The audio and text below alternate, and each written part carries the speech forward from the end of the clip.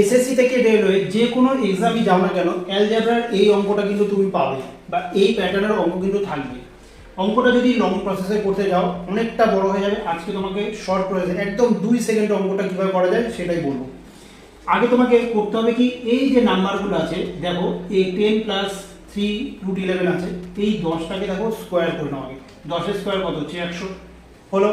আর এই যে root 3 root 11 যে আছে এর স্কোয়ার করে নাও, তাহলে 3 এর স্কোয়ার করলে কত 9, আর রুট 11 এর স্কোয়ার কত 11, তাহলে 9 ইন্টু 11 মানে হচ্ছে 99। এদের ডিফারেন্স দেখো, ডিফারেন্স যদি 1 হয়, এদের ডিফারেন্স যদি 1 হয়, যদি প্লাস যায়, প্লাসের ভ্যালু যায় মানে এক্স প্লাস 1/x এর মানে প্লাসের যদি ভ্যালু যায়, তাহলে এই বড় নাম্বারটার জাস্ট 2 গুণ করে দেবো। বড় নাম্বারটা 2 গুণ মানে কত 20 হবে কিন্তু এর অ্যান্সার, বুঝতে পারলে?